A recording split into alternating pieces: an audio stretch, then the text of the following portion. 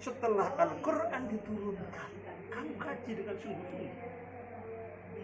Riket reh mangukut puputaning jiwang, kamu kaji dengan sungguh-sungguh. Di situ akan menenteramkan jiwa. Jadi Al-Quran itu akan menenteramkan jiwa. Ini harus riket reh mangukut puputaning jiwang, kang mangkono kena sinebut wong sepuh, lire sepuh sepi ilmu. Kalau orang sudah mempunyai jiwa Qur'ani, dia akan menjadi manusia yang mendekati kesempurnaan. Kesempurnaan itu hanya milik Allah, tetapi mendekati kesempurnaan. Riket reh ngukut kutan jiwa, mangkang mangut senebut bang sepuh, lire sepuh sepi ilmu.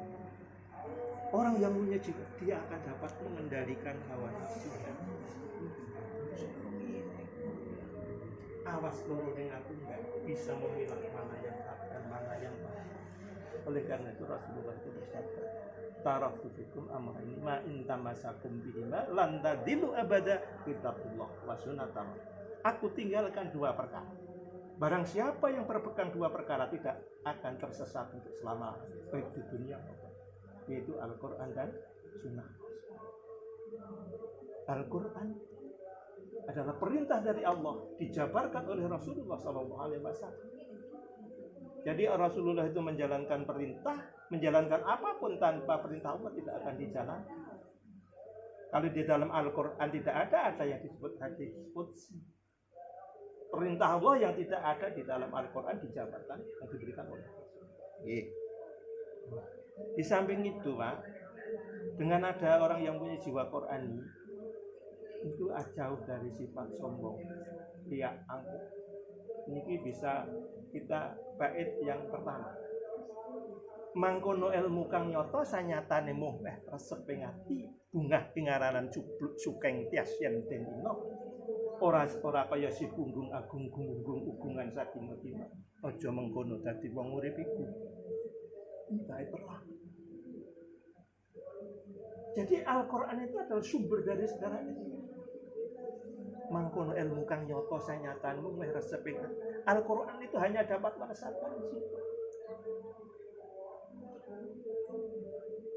Mangkono ilmu kang nyoto sanyatanmu resep ing bunglah ingaran cubluk sukang tias dentin. Orang yang punya jiwa Qur'ani itu seneng nek diarani wong bodoh.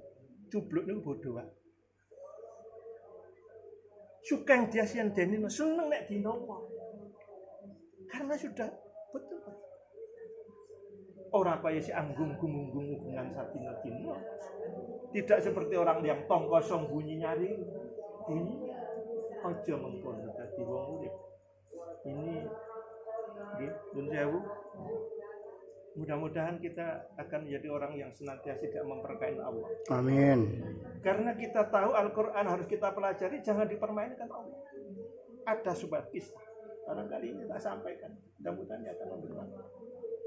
Mansur Fir'aun itu punya teman. Jadi Mansur ini punya teman. Temannya ini tidak pernah melakukan ibadah apa. Setiap hari hanya melakukan kemaksiatan. Pada suatu hari Mansur merasa senang karena melihat temannya ini sudah mau bertobat. Kelihatan dia mau sholat, dia mau puasa, dia mau tahajud. Senang. Namun beberapa minggu kemudian dia tidak melihat, kemana sih teman saya. Merasa kehilangan. Kemudian didatangi ke rumah. Assalamualaikum. Waalaikumsalam anaknya. Ada bapak? Ada. Di dalam sedang sakit. Setelah masuk, ditunjukkan, berkata terkejut. Orang sahabatnya yang ini, matanya merah terbelalak. Wajahnya hitam. Kemudian didekati, wahai saudara, ucapkan kalimat la ilaha illallah. Ucapkan kalimat la ilaha illallah. Setelah ketika, wahai Mansur, saudara, Allah telah menutup lidah dari kata-kata itu. Kemana sholatmu, kemana ibadahmu selama ini, kemana puasamu, kemana tahajudmu? Dia berkata, wahai Mansur, itu semua aku lakukan. Hanya aku ingin disebut menjadi orang yang bertaubat, orang yang soleh. Di dalam rumah saya tutup tirai, aku minum-minum, aku melakukan kemaksiatan. Aku sakit, wahai Mansur, yang hampir merenggut nyawaku. Aku minta tolong kepada anakku, ambilkan aku Al-Quran. Diambilkan. Ya Allah, dengan berdoa, dengan ayat Al-Quran, sembuhkanlah penyakit. Permintaan itu dikabulkan oleh Allah setelah membaca Al-Quran, sembuh.